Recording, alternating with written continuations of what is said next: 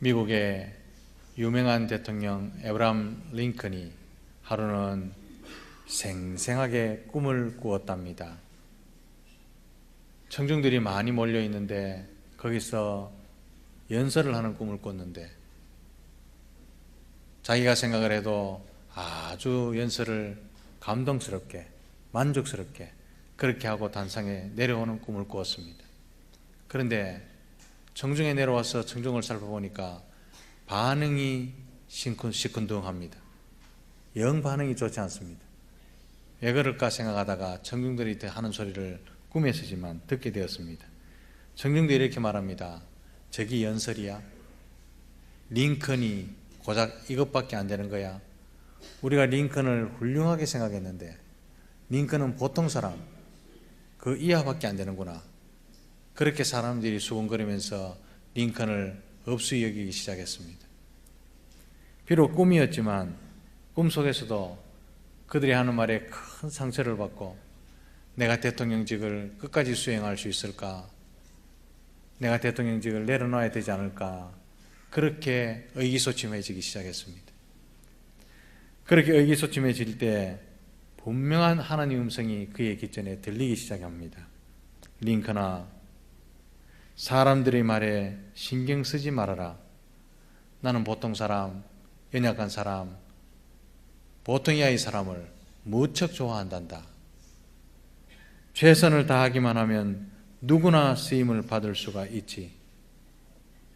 너는 약한 데서 강함이 되고 너에게 맡겨진 대통령직을 결코 포기하지 말아라. 그렇게 하시는 하나님의 음성을 듣게 되었습니다.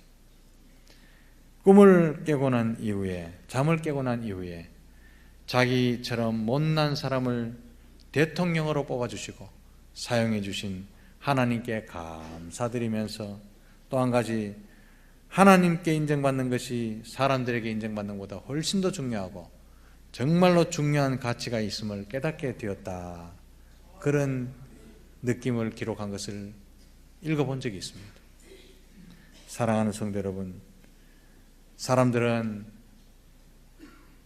타인들의 눈을 의식하면서 잘 보이려고 칭찬받으려고 무척 노력합니다.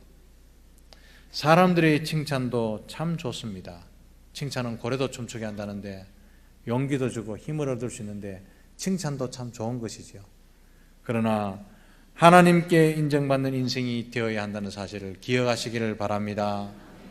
아무리 좋은 사람들에게 좋은 평판을 받아도 하나님께서 그 사람은 아니야 이렇게 말씀하시면요, 그 인생은 헛된 인생이 되는 것이지요. 사도 바울은 하나님의 그 은혜 다 누리는 하나님의 은혜지만 사도 바울에게 느끼는 그 은혜는요 너무나 컸습니다. 그래서 하나님께서 주시는 그 은혜에 대한 최고의 수혜자다 그렇게 생각하고 살았습니다. 하나님 은혜 너무 감사해서 이렇게 살면 안 되는데 그 은혜대로 열심히 살아야 되는데 그 생각 하나 때문에 하나님 은혜 나에게 베풀 필요가 없고 받을 자격도 없는데 하나님께서 나에게 베푸신 은혜가 너무나 크구나, 이 생각 때문에 남다른 인생을 살고 가치 있는 삶을 살 수가 있었던 겁니다. 많은 이 땅에 그리스도인들이 있지만 사도 바울처럼 자기 사명에 목숨 걸고 자기 사명의 열매를 이렇도록 아름답게 남긴 사람 참 드물지요. 오늘 본문에 보면 사도 바울은 주님께서 자신을 충성되이 여기셔서 직분을 맡기셨다 그렇게 말씀합니다. 자기를요 하나님께서 충성되이 여기셨답니다. 자기 스스로가 아니라 자기는 아무것도 아닌데 하나님 보시기에 참 충성스럽겠다 그렇게 말씀하셨다는 거죠. 그래서 직분을 맡기셨다. 이것이 은혜였습니다. 감격이었습니다. 사실 바울은 사도라 칭함받기에는 턱없이 부족한 사람이었습니다. 사도인 사람은 조건이 있습니다. 그 첫 번째 조건이 예수 그리스도의 공생의 3년 동안을 지켜볼 것, 체험해야 할 것. 또 한 가지는요, 예수 그리스도의 육신적 부활을 체험할 것, 목도했을 것, 증인이 될 것. 그런데요, 사도 바울은 예수 그리스도의 공생애 동안 예수님을 본 적이 없습니다. 그리고 예수 그리스도 육신이 부활할 때 만나지 못했습니다. 그래서 사도 바울이 복음을 전해서 가는 곳마다 사도성의 문제가 항상 논쟁거리가 되었죠. 이것 때문에 교회가 시끄러웠습니다. 누가 바울을 사도라 했느냐? 오늘 요즘 말하면 누가 그에게 안수 줬느냐? 저 사람은 어디서 신학을 했느냐? 이게 항상 문제거리가 되었다는 말씀이죠. 그러나 우리가 알다시피 다메섹 도상에서 예수님을 직접 만나고 예수님께로부터 직접 사명을 받았기 때문에 사도로 칭함을 받게 되었다는 사실을 우리는 잘 압니다. 그래서 자격 없는 자신을 충성되이 여기셔서 감히 사도라 칭해 주시고 이방인의 사도로 직분을 맡겨주심에 대해서 너무너무 감격해하고 감사한다. 그렇게 오늘 본문에 고백을 하고 있는 거죠. 사명을 받은 이후에 바울은요, 이거 아무나 받는 사명 아닌데, 아무나 받는 직분 아닌데, 이 생각 때문에 그 사명에 목숨을 걸었습니다. 사명을 받은 이후에 그 사명을요, 바울을 변화시켰습니다. 과거와는 전혀 다른 삶을 살았죠. 13절에 사도 바울은 부끄럽지만 자신의 과거에 대해서 고백하기를, 나는 비방자였습니다. 나는 박해자였습니다. 나는 폭행자였습니다. 그렇게 13절에 지금 말하고 있죠.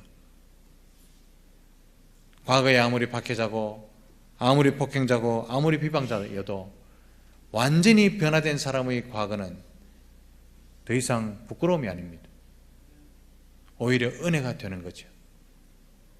그런데도 지금 여전히 박해자고 여전히 폭행을 쓰고 여전히 비방을 하고 수근수근 한다는데, 그런데도 나는 박해자였습니다. 폭행자였습니다. 이렇게 말하면요, 은혜가 안 되지만 전혀 다른 사람으로 변화돼서 박해자였습니다. 폭행자였습니다. 이렇게 말하는 것은요, 은혜가 되죠. 과거가 부끄럽지 않습니다. 그런데 바울은 이런 부끄러운 과거를 적나라하게 드러내고 있으면서 나는 과거에 박해자였습니다. 이렇게 말하는 이유가 무엇일까요? 그 이유는요, 나처럼 부족한 사람, 나처럼 자격 없는 사람, 이런 사람도 하나님께서 쓰시더라, 이겁니다. 하나님께서 자신을 새롭게 하시고 완전히 새 사람으로 만들어주시고 하나님 일에 저는 쓰임을 받았습니다 라는 강조를 하기 위해서 나는 비방자였고 나는 박해자였고 나는 폭행자였습니다. 그렇게 지금 말씀하고 있는 거죠. 성도를 핍박하던 바울은 교회와 주와 복음을 위해서 무가치한 인물이었습니다. 그러나 그야말로 교회에 필요 없는 인물이죠. 그런데 하나님께서는 사도 바울 모습을 그대로 받아주시고 과거를 묻지 아니하시고 바울의 가능성을 인정하시며 가치 있는 인생으로 살 수 있는 기회를 주신 것입니다. 사랑하는 성도 여러분, 우리를 하나님께서 불러주시고 하나님께서 충성되게 계셔서 여기 앉아있게 하시고 집사님으로, 권사님으로, 목사로 직분을 주신 데 대해서 감사해 하시고 감격해 하시는 여러분 되시기를 주님의 크신 이름으로 축복합니다. 자기 스스로를 나는 괜찮은 사람이야 이렇게 생각하는 것 나쁘지 않습니다. 괜찮은 사람으로 인정받으려는 노력은 자기 발전에 무척 도움이 됩니다. 나는 내 인생은 이 모양이야 이렇게 생각하는 사람보다는요, 내 인생은 괜찮은 사람이야 이렇게 생각하는 사람이 발전이 있습니다. 그리고 자기 스스로 괜찮은 사람이라고 생각하는 것보다 더 좋은 것은 다른 사람들이 나를 괜찮은 인물이라고 인정해 주는 것, 이것이 중요합니다. 사랑하는 성도 여러분, 그리스도인의 삶은 칭찬받는 삶이어야 되는 줄 기억하시기를 바랍니다. 그분 괜찮은 사람입니다. 그분 교회의 발전에 도움이 되는 사람입니다. 그분의 인격은 그리스도를 닮았습니다. 이런 칭찬을 받아야 됩니다. 자신에 대해서 자신이 평가하는 것보다 다른 사람이 인정해 주는 것이 훨씬 더 객관적이죠. 다른 사람에게 인정받는 것은요, 자기 자신이 부단한 노력에 대한 보상이기도 합니다. 그래서 다른 사람에게 칭찬받으면 훨씬 더 일을 원활하고 담대하게 할 수 있습니다. 인정을 받았기 때문에 그런 거죠. 그러나 사랑하는 성도 여러분, 가장 중요한 것은 인생의 주인이시고 주권자이신 하나님께 인정받는 것임을 기억하시기를 바랍니다. 하나님께서 인정하시는 시점부터 인생의 의미가 부여됩니다. 다른 사람이 아무리 좋게 평가해도, 자기 혼자 아무리 나는 좋은 사람입니다 생각을 해도 하나님께서 인정해 주시지 않으면 그 인생은 아무 의미가 없는 것입니다. 사랑하는 성도 여러분, 하나님께서 인정하시는 인생 되시기를 주님의 크신 이름으로 축복합니다.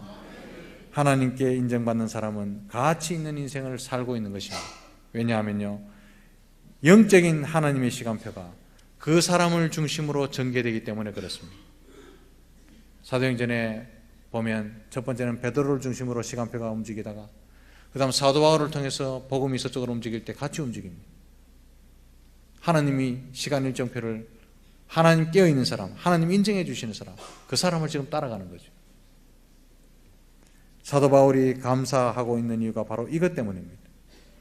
바울은 전능하신 하나님께 인정을 받아 직분을 맡게 되었다는 것이 얼마나 감사하고 복된 것인지 깨달은 것입니다. 바울을 따라다니는 유대 율법주의자들은 바울이 가는 곳마다 바울이 사도 아닙니다, 바울이 무슨 사도입니까? 그렇게 말하면서 교회를 혼란에 빠뜨렸습니다. 바울에게 사도라는 것이 중요한 이유는, 사도성이 중요한 이유는 그가 이방인들에게 전한 복음의 진실성과 밀접하게 연관되어 있기 때문에 그렇습니다. 바울이 만일에 사도가 아니라면 그가 전한 복음도 거짓이 되는 것입니다. 그래서 갈라디아 교회, 고린도 교회에 보낸 편지에서 나는 사도 맞습니다, 나는 진실한 사도입니다라고 강력하게 변호하고 변정하고 있는 거죠. 많은 지면을 할애해서 말입니다. 그 누가 뭐라 해도 바울은 하나님께서 인정하시는 사도였음이 분명합니다. 고린도전서 1장 1절 말씀에 보면 하나님의 뜻을 따라 그리스도 예수의 사도로 부르심을 받은 바울이라고 힘있게 말씀합니다. 바울이 하나님께 주신 확신이 없었다면 결코 이렇게 말할 수 없었겠죠. 이 말은 하나님께서 바울을 인정해 주셨다는 것을 보여주고 있고 증거해 주고 있습니다. 사랑하는 성도 여러분, 사도 바울처럼 하나님의 뜻을 따라 그리스도 예수의 권사로 부르심을 받은 누구누구는, 하나님의 뜻을 따라 그리스도 예수의 집사로 부르심을 받은 누구누구는 다 이런 직분자들 되시기를 주님의 크신 이름으로 축복합니다. 이런 확신이 있을 때 인생이 달라집니다. 사람들에게 인정을 받아도 힘이 나고 용기를 얻고 신이 나고 자신의 능력을 100분 발휘할 수 있습니다. 하물며 하나님의 인정을 받는다는 사실을 깨닫게 된다면 얼마나 놀라운 일을 행하는 일꾼이 되겠습니까?